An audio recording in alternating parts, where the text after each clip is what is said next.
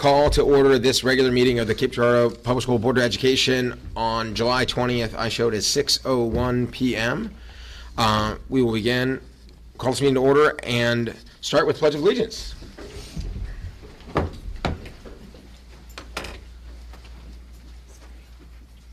I pledge allegiance to the flag of the United States of America and to the republic for which it stands, one nation, under God, indivisible, with liberty and justice for all. The first item is approval of the agenda. Do I have a motion? So moved. Second. All in favor? Aye. Aye. It is approved. First up is recognitions. And she's not here today.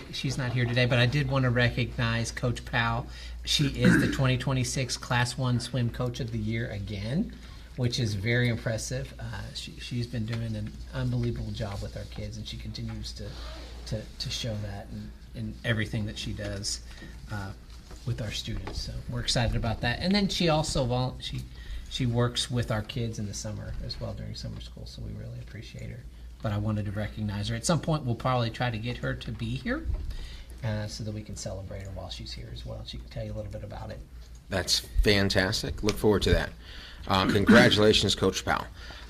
Next up are informations, proposals, or comments from the audience. Mr. Payne, do we have anyone? No request for this month, sir. All right. As a reminder, if anyone is interested in that, we have a board policy that asks you to get a hold of the board secretary, Mr. Payne, here at the board office, to be placed on the agenda.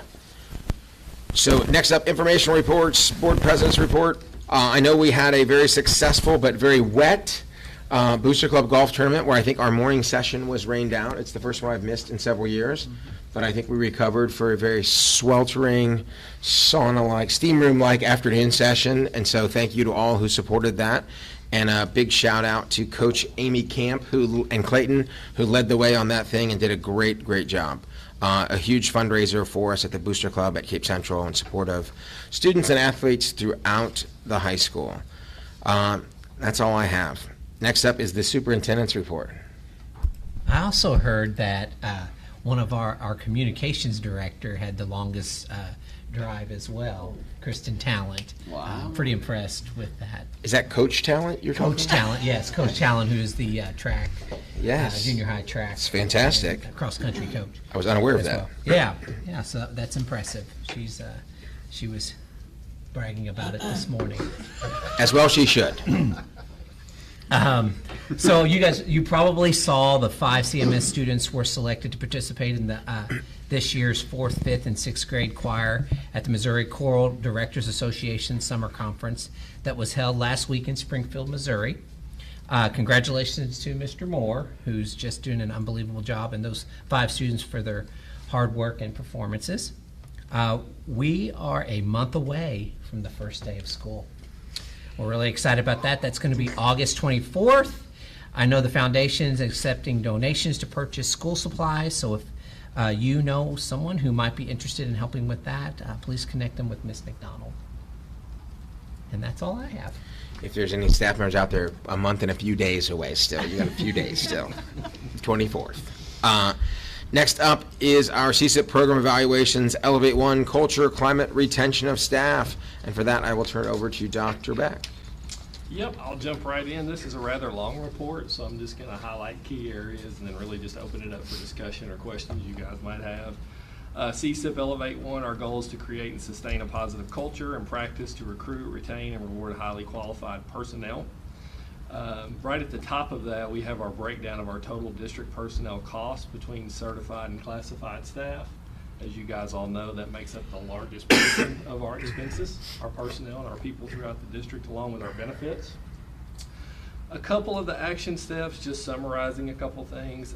Just a reminder, the teacher retention grant funds that existed at the time we wrote the CSIP, those are no longer in existence. So any of these items that we're hitting that are those extra pieces or maybe just culture and climate building activities outside of school hours, those are 100% district funded at this point. We do still host Ed Connect events 3 times a year where we have a local contract with an organization to give our staff an opportunity to socialize with new staff from different buildings rather than just the teachers in their building. We have our back-to-school kickoff, which last year we held in August, and that was a barbecue theme. This year, we're actually opening that up with the principals from each building to host building lunches at their own sites. That way, it's a little more intimate to the people they'll be working with throughout the year. And then obviously, we hold the Oscars event every year to present our annual awards for staff and celebrate retiring team members. Kind of skipping down, we did fall in the rankings for MSTA for salary and benefits this last round. We're still ranked in the top 10.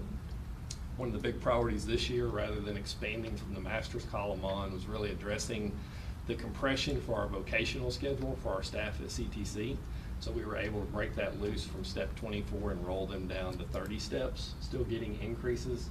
As many of you know, they freeze rather fast when they come in. And then obviously last year we had an unexpected expense with minimum wage adjustment too that had a rather large impact on our budget and our ability to move forward with a bigger percentage this year. We still remain self-funded for our employee health insurance, free to all benefit eligible employees. We're very competitive in the market for the rates we offer and benefit packages for health insurance. And then our tuition reimbursement either matches or exceeds most matching districts around us. We reimburse at CMO's rate once every 5 years. That's enhanced for Leadership Academy participants. And then also because of you guys approving our policy revision most recently, that's now eligible for classified staff as well. So those people that are wanting to become certified teachers. I listed our annual staff feedback for culture and climate. I'm going to jump back to that in a minute because those are kind of separate results. Some piece that we did not include in specifically in CSIP because we didn't know if the funding would be there year over year was career ladder. One big, huge component to making sure culture's good and climate good is new teachers have support throughout the district. So we added this past year, we actually added teacher mentoring as a career ladder activity. Because of that, we've seen a 66% increase in participation in Career Ladder for the 25-26 school year. Our district contribution overall was only $65,000 for that, so that was money well invested. And then we actually retained 98% of those teachers that participated in Career Ladder as well for this past year. Overall numbers, we talked a lot about when we wrote our CSIP, looking at 1, 3, 5-year retention rates for our teachers. Our baseline year moving into developing our CSIP plan was just over 80%. We were at 80.5. Our most recent collection year in 24-25, we were at 86.2. That was a 3.5% increase from the previous year. This year, excluding retirement, we're now at an 89.4% retention rate across the district for certified staff. Our last 3-year rolling average was 83.1, and we are now up to 86.1. So we saw a 3% increase. So we are right on track with our CSIP goal at this point. And then I added a little bit, it's research-based numbers for you guys under teacher turnover trends. That's actually from the Prime Research Center in St. Louis. Missouri's total turnover rate's about 14.6 statewide now. And what they're seeing a trend is about 7% of the turnover. Those teachers are leaving the profession altogether right now. So it's good to see we're well below the state average for teacher turnover, but significant problem everywhere, especially with people exiting the profession. In that number, does that include retirees, or is that people? Are retirees included in a 14.6 number? Do you know? When I read the research, they're including movement district to district, or they're including the people leaving the profession.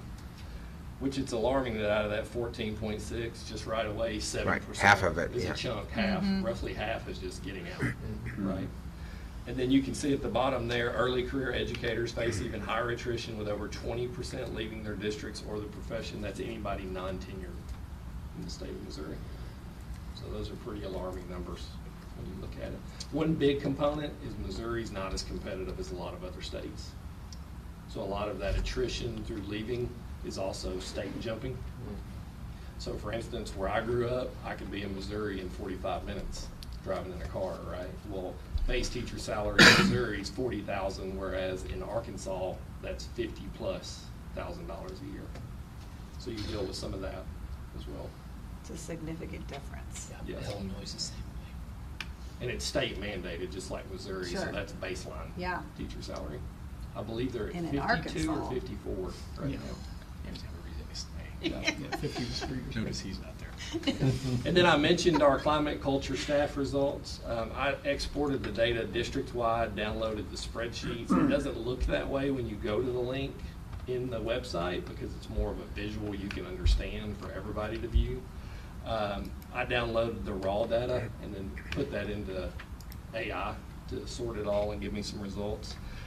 From a staff perspective, our top strength, their feedback was they feel very confident in the curriculum structure, how learning is organized, and the instructional design process in the district.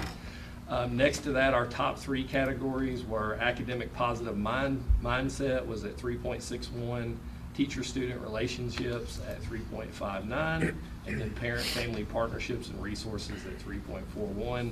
The area to watch was staff stress or burnout, which is kind of aligning with those numbers we're seeing with statewide averages for retention.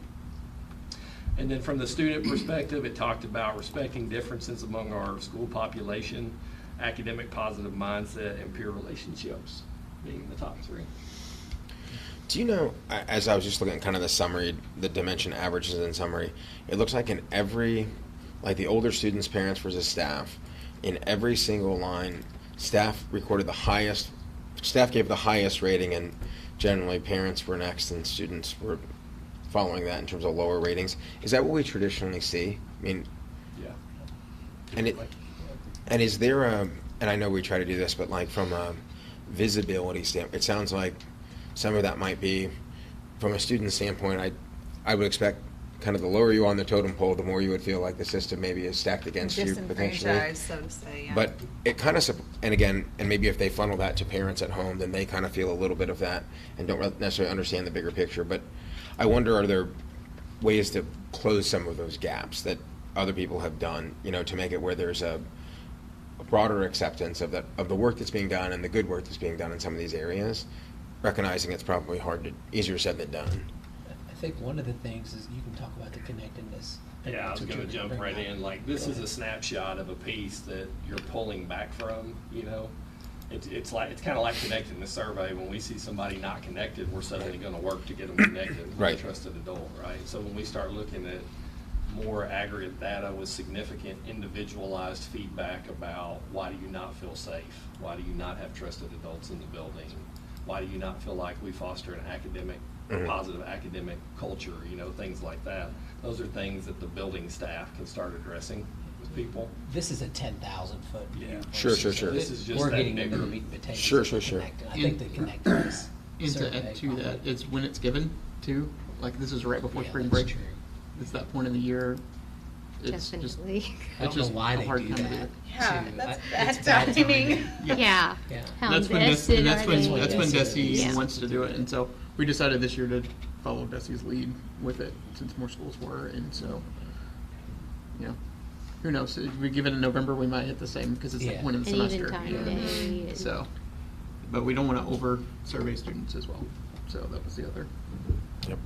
portion of it. And then last thing I'll add before you guys have any additional questions, I do think we're approaching the point in our size of an organization where the expectation that your retention rate is going to keep climbing from 90%. There's also healthy attrition that Yeah. occurs in organizations.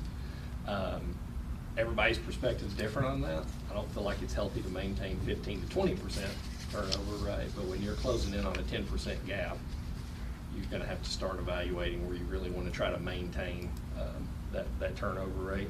And then the other thing I'll say is especially as we approach, you know, discussions about the new CSIP in the future, is when we look at action steps to build culture, the financial component of that, there'll need to be lots of discussions about that because there's not a lot of excess funds sitting around anymore that the state's just going to be giving out for teacher retention and grants and things Maybe like career that. ladder may go away. Yeah. So there's some things that are going to be happening in the next year or so. And remind me, is that a match from the state? You said it was 66,000 for us. 60-40.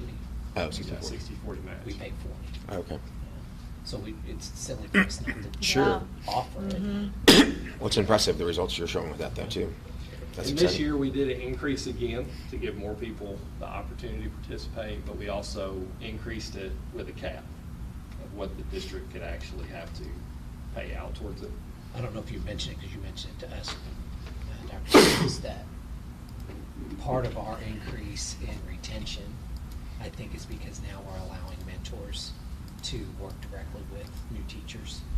And I don't know if you did you say something? I didn't know if you talked about Yeah, that or not. two really big components that just don't get captured in here because it wasn't part of the plan with the CSIP is we have teacher support specialists throughout the district. If you talk to first and second year teachers, those are the people that get immediately named right away. It's Robin Miller, Wendy, Laura, all these people. Those are those people that are checking in, peer observation, stepping in, subbing for classes. They're all part-time employees, but for the hours they work, they make a huge impact across the district. And then the other part that we don't really talk about related to retention is our consistency in leadership and how that's stabilized a lot over the last 5 years. I'm not going to point out specific buildings right now, but we've had lots of turnover at times in certain buildings, and anytime there's leadership turnover and there's new leaders coming in, there's lots of uncertainty about what expectations will be moving forward. So that plays a factor in that as well, obviously. So. Makes sense. Kind of on that with the buildings, or do you guys look at the trends? Because as the 86, as the trends going up 86% 3-year rolling, do you look at it by building, and are you seeing opportunities like, hey, this building's attrition rate's worse than this building, just so you got focused, hey, need to dig in deeper because whatever the reasons might be? Yeah, I look at it from two very specific lens. How many are exiting and why, right?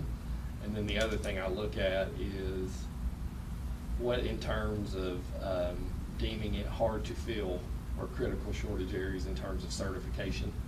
I look at that piece of it too, because regardless of the building, there's lots of jobs, and in the perspective eyes of our teachers, those jobs are tougher jobs, right? Depending on the job they're in. So sometimes, getting an initial resignation letter and having a conversation about, hey, you could potentially move to this job, or things like that. That looks like they're exiting something, but it's not building related. But the building component is the other side of it that we have to look at. Just ensuring there's not a cultural issue that might make it harder to retain people. Right. Yep, so we look at both. Other questions on that? All right. Next up is academic services report, and I will turn it over to Jamie Russell. All right, you guys have on here the testing plan that we just keep updated from year to year. Really, it's just that there's only 2 changes for this year that I want to highlight, and one of them is that our Galileo assessment went away last year. Their company's not offering that product from September on, and so that has been replaced with a company called Mastery Connect. They're owned by the same company as Canvas, so huge company. They're building our assessments right now, so we're getting ready to set those up in the system. Nick and Tina are working on that right now, and looking forward to that. It's going to be a new process for teachers, but we're going to start off with just the benchmark test this year, kind of since it's a new test, and kind of build some support around that. We just to give you a little bit of information about that. It's a little bit different than our previous test. Our last previous test was we're trying to predict how kids are doing. This test is going to look a little bit different, and this is based off of teacher feedback. They really wanted to do, instead of full year benchmarks, they wanted to say, hey, we've done this quarter, or this first third of the year, and we want to assess on that. So we can actually build in based off of the curriculum, knowing when they're teaching stuff, we can say, hey, this is the first test based off of what they've already done. And then same thing for the second benchmark, and then for the third becomes kind of our predictor of how they're going to do on the map test just a couple weeks later. And so big change as far as format, but I think that the teachers are going to find some more value in it. Not only that, the platform allows teachers to add more data, and so they can actually see better trends based off of some of their assessments inside of their classrooms, instead of having to wait a third of the year. So we can see trends over time better.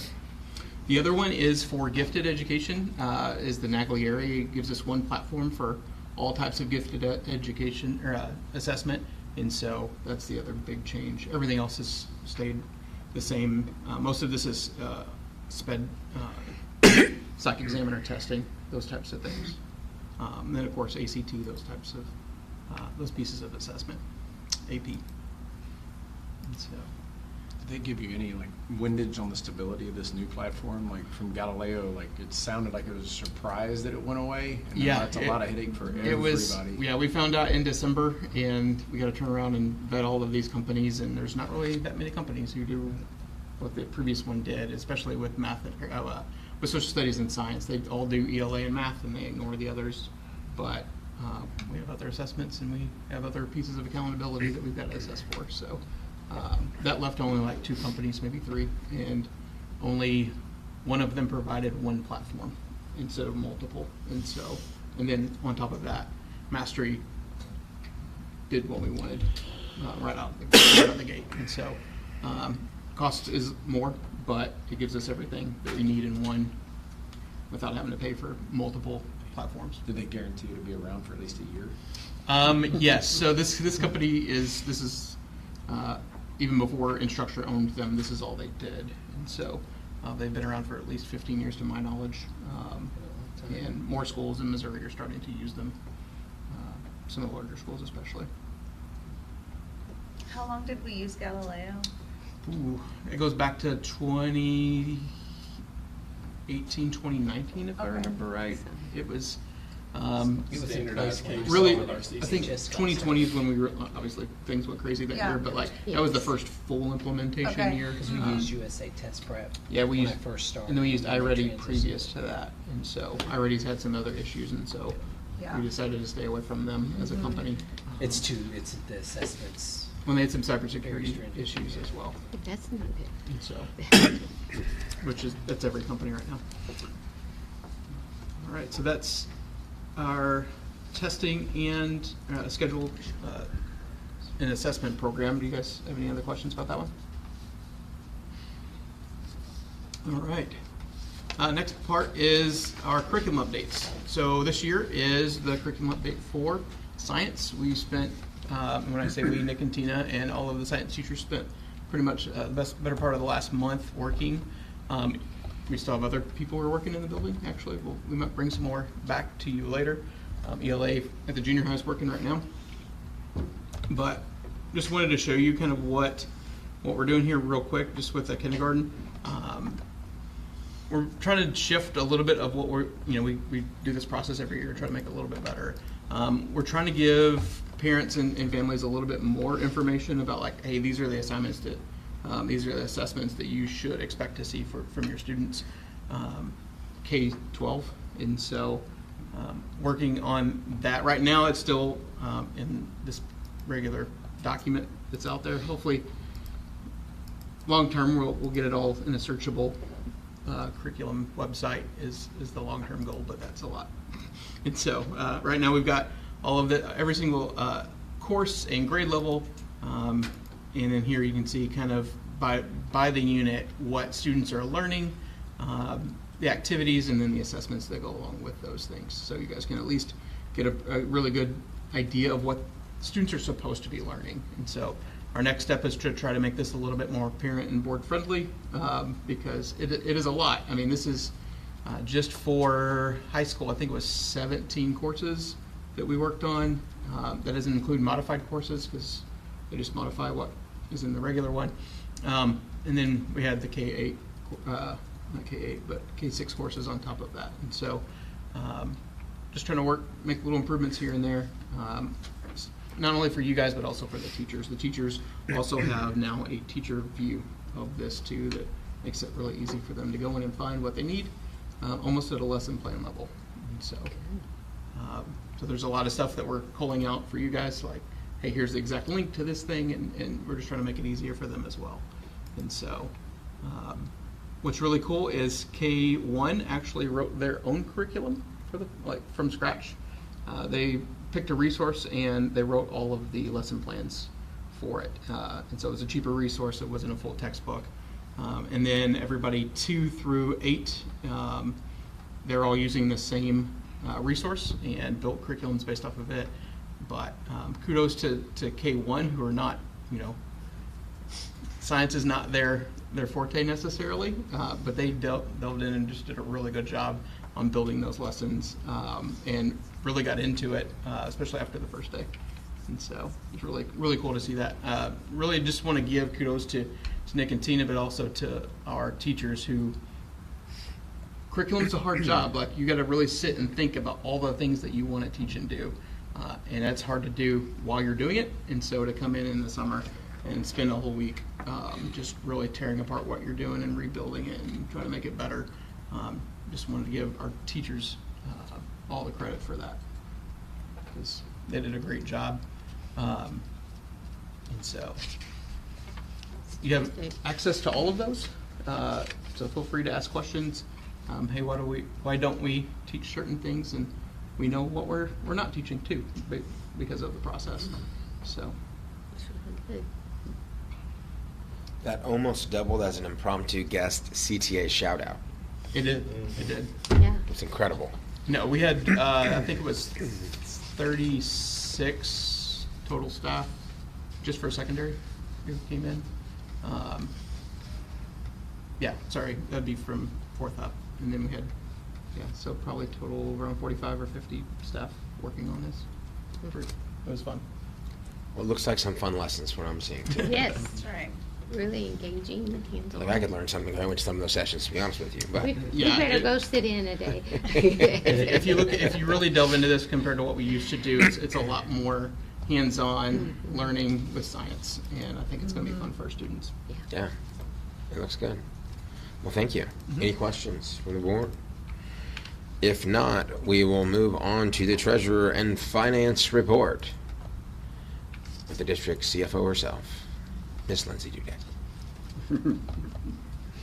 Okay, so this is for June 30. So what I brought to you last month was estimated, so this is more final. All the expenses are posted.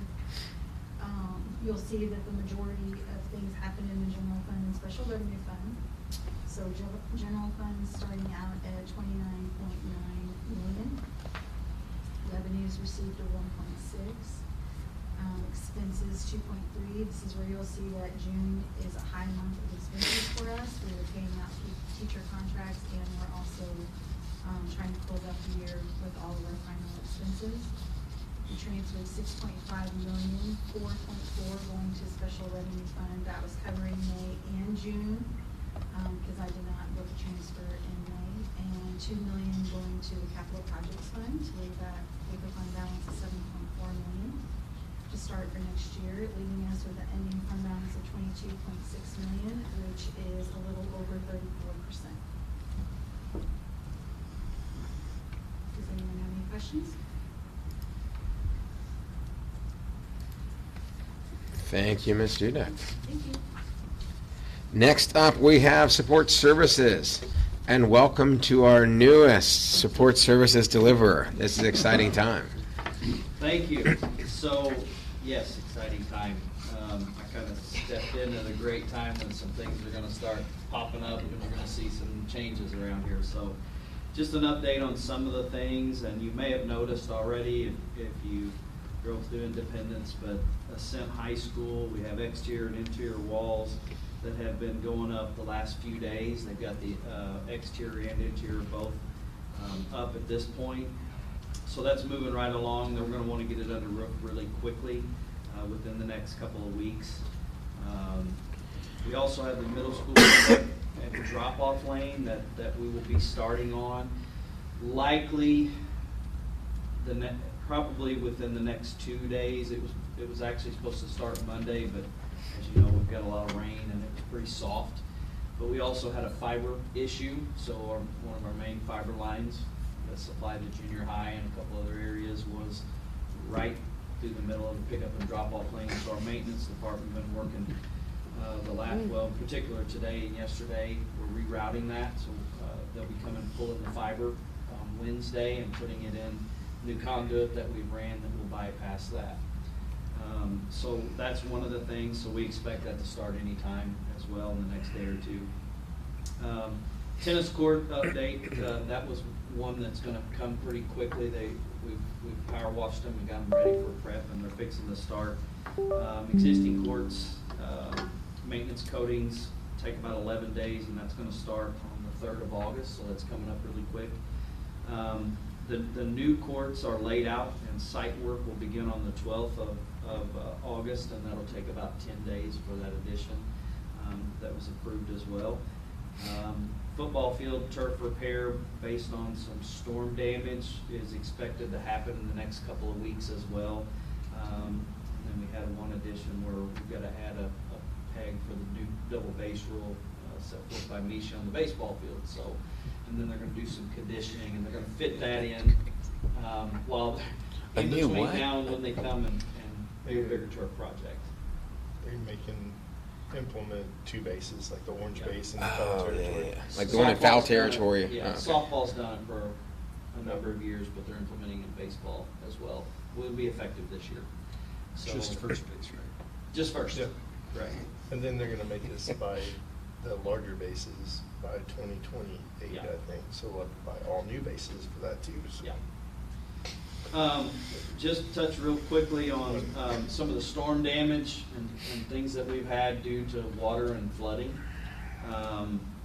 Middle school is essentially done with polished floors. The entrance area with the rug, they're having to do a little more detailed work because there's a recess in the floor there. So that's about all that's left, and then they'll go back with baseboard.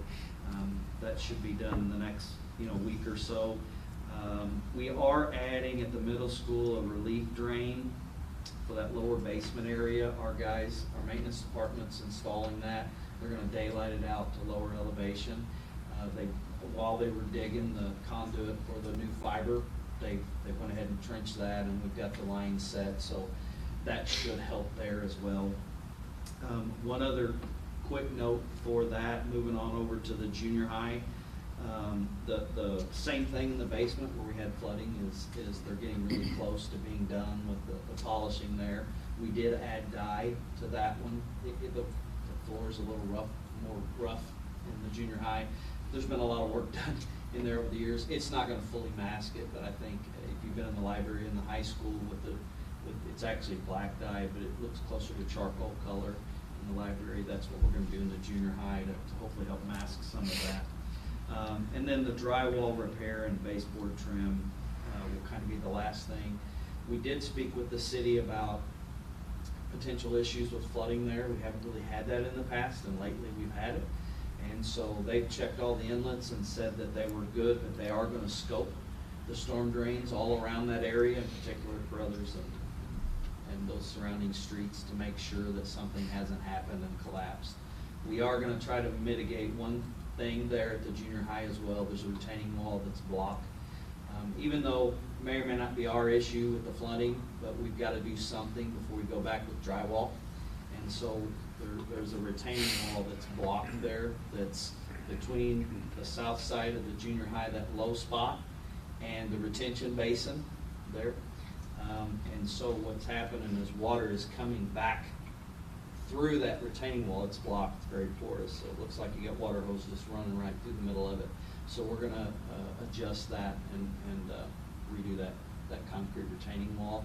It's something we can do that's fairly inexpensive to help hopefully keep that water from running back into the junior high. There's not a ton of water that goes down in there anyway, but when it backs up and it can't go anywhere, that additional water coming back off the hill from that retention basin is pretty significant, so we're gonna adjust some of that. Do you want to tell them about, it's going to be a while before they can scope the, It is, so one of the things with the city, and that's the problem, we're kind of in a rock and a hard place, because we're trying to get junior high put back together, and middle school both, and we've got about a foot of drywall cut out around, the floors are done. We put it back, we got another rain, we're gonna be right back in the same situation. So we're gonna try to do what we can to hopefully alleviate the water from coming back in. But the city is going to, their cameras, they're out of commission right now in St. Louis getting repaired.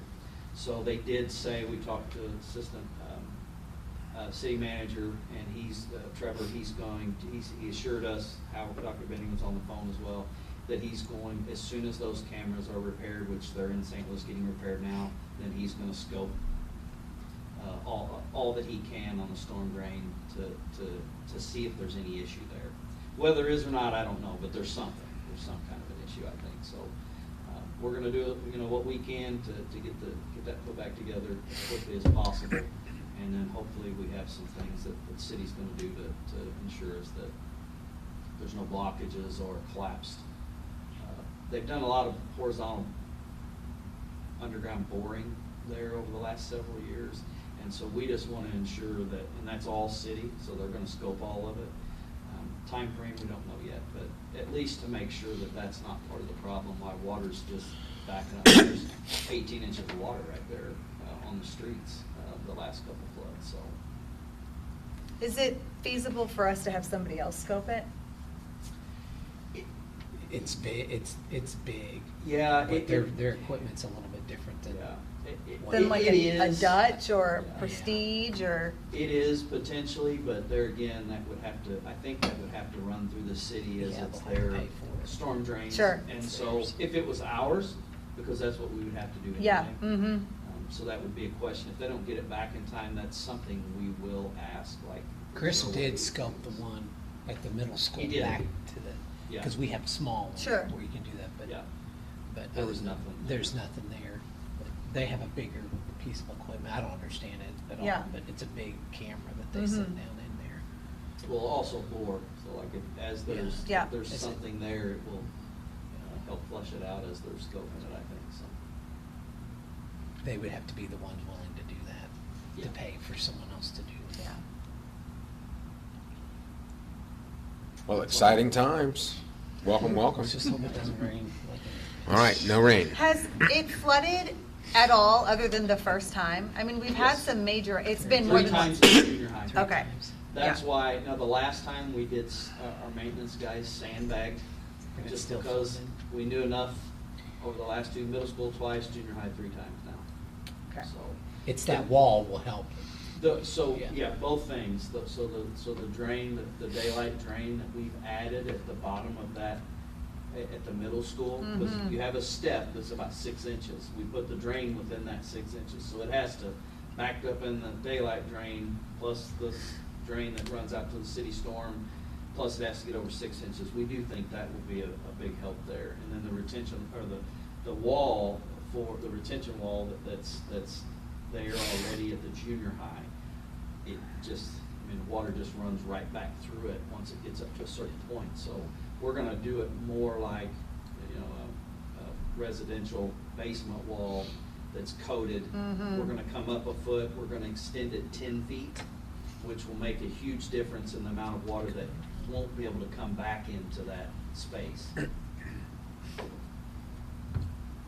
Because The this music hasn't is been a covering, problem. I mean, It is. we've had Sure. to put, Correct. just, Yeah. I mean, it's not coming out. Yeah.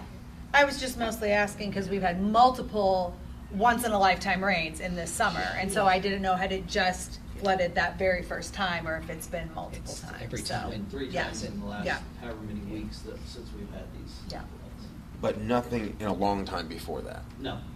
That's what's weird. Right. And it's, Makes you Yeah. wonder if something has changed. Well, and, we ask that. We don't get a lot of information on that at this point from the city, other than more on the lines of just making sure the storms all around that area are clear and they're willing to scope them as soon as they get there. I don't think Trevor knew that we had flooded 3 times either. Mhm. No. When we called him. He didn't realize that.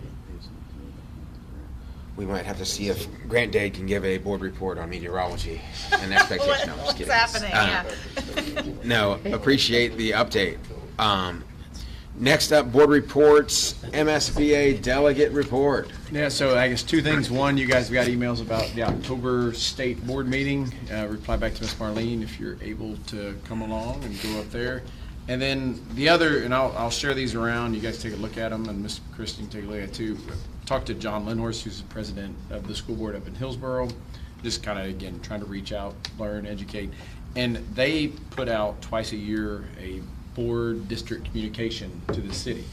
So they mail these out, and there's another one there's several of them. And they mail these out, and just, again, just consideration, things to talk about, how we talk about engagement, just some other practices that other areas really close to us are doing. So I wanted to kind of dig a little deeper into that and share it around just to spur ideas and thoughts. And they don't send it to the parents, they send it to the community. So they mail it out. So it's not like, we send lots of communication to our parents and our families, but the point of this is we got the whole other community here, and so they send this out and say, hey, one of the largest employers in town and large tax base, why you pay property, et cetera, here's all the stuff that's going on. So they do it like twice a year.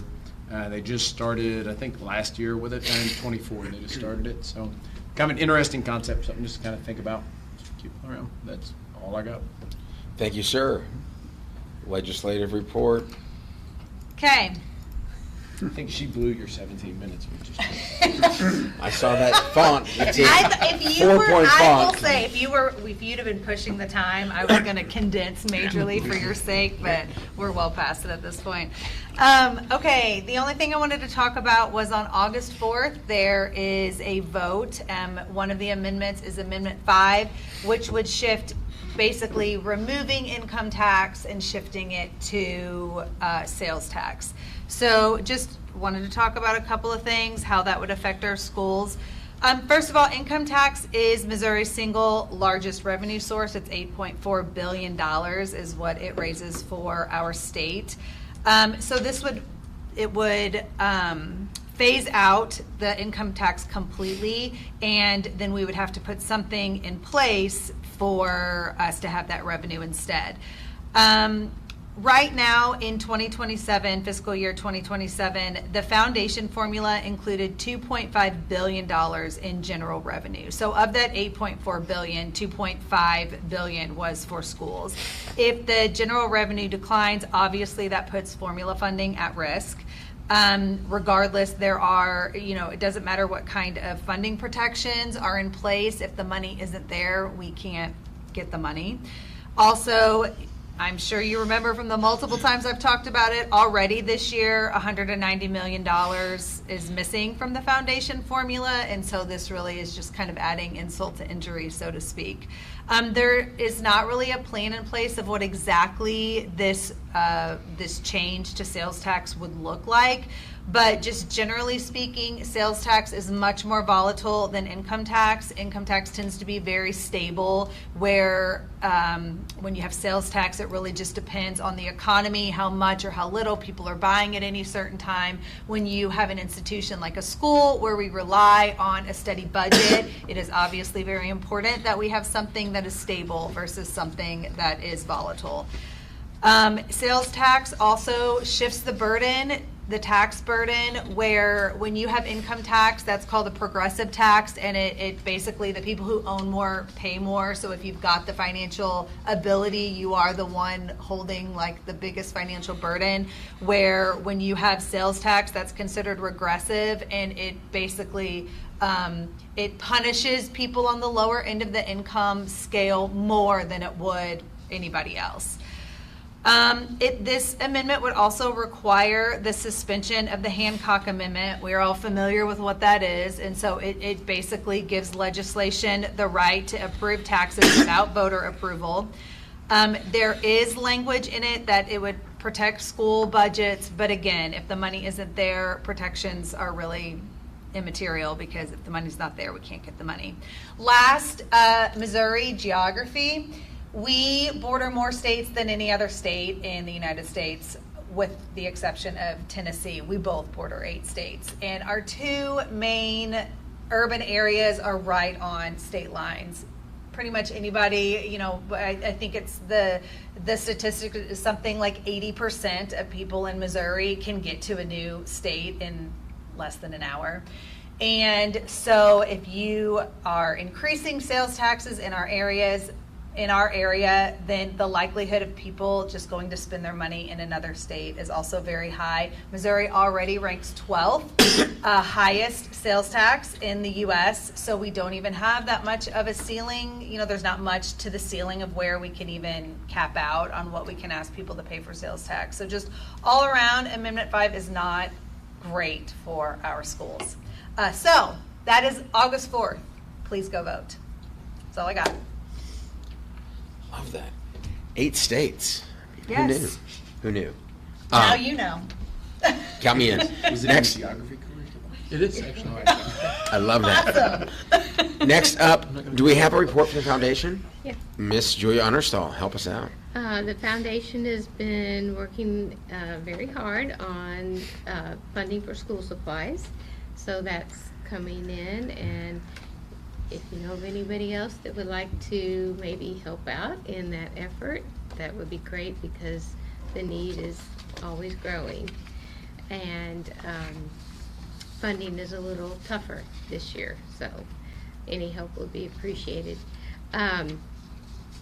Tagging on to the Booster Golf Tournament, the foundation hosted a mix and mingle, trying to be increasing our good partnership with the boosters, and we had a good turnout there at the mix and mingle, and so plans are to do that again next year following the Booster Golf Tournament, so that's exciting. Looking very forward to the school year, working with some new possible donors, and but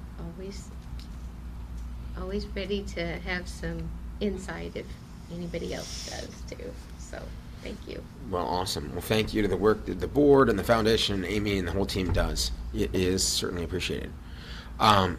Next up is the approval of consent agenda, which includes minutes from the June 22nd, 2026 regular and special meetings. It includes payment of bills, updated curriculum adoption for 26-27, testing and assessment schedule for 26-27, Jamie Russell as coordinator of the assessment program, Brian Payne as the Title IX coordinator, Mandy Keys as a Section 504 and ADA coordinator, Mandy Keys as liaison for homeless children and youth, Mandy Keys as liaison for migrant, ELL, immigrant, and refugee children and youth, Mandy Keys as educational liaison for children in foster care, and Chris Jock as the district's AHERA designated person. Do I have a motion? So moved. Second. All in favor? Aye. That is approved.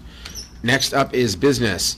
The first item of business is the approval of a contractual agreement with Kenny Rogers Center. The recommendation is to authorize the superintendent to enter into an agreement on behalf of the board with the Kenny Rogers Children's Center for physical therapy and occupational therapy services for the 2026-2027 school year. Do I have a motion? So moved. Second. All in favor of that, please indicate by saying aye. Any discussion? Oh, discussion. Is there discussion? It's basically, all of these are just those contracts that we do every year in regards to just special ed services.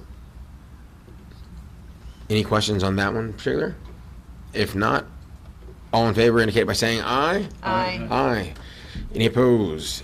That is approved. Next up is the approval of contractual agreement with A New Outlook for visually impaired and orientation and mobility services. The recommendation is to authorize the superintendent to enter into an agreement on behalf of the board with A New Outlook LLC for orientation and mobility and vision services for the 2026-2027 school year. Do I have a motion? So moved. Second. Any discussion? If not, we will vote on that. All in favor indicate by saying aye. Aye. Aye. That is also approved. Next up is approval of contractual agreement with Craig Home Care, a PHS company. Recommendation is to authorize the superintendent to enter into an agreement on behalf of the board with Craig Home Care, a PHS company, CHC, for the 2026-2027 school year. Do I have a motion? So moved. Second. Any discussion? If none, all in favor indicate by saying aye. Aye. Aye. Next up is approval of contractual agreement with Phoenix Home Care and Hospice. The recommendation is to authorize the superintendent to enter into an agreement on behalf of the board with Phoenix Home Care and Hospice for the 2026-2027 school year. Do I have a motion? So moved. Second. Any discussion? If none, all indicate by saying aye if you're in favor. Aye. Aye. Next up, approval of district tuition rate. The recommendation is to approve the out-of-district tuition rate of $12,000 per student for the 2026-2027 school year. Do I have a motion? So moved. Second. Any discussion? Is that consistent with what we've been, or? So Yeah, we'll go. we approve this rate every year, so this is $500. It's an increase of $500, so it's consistent with them, to bring the rate to 12,000. This applies to a parent-paid student and mostly students who are attending a K-8 school district that would come here for high school.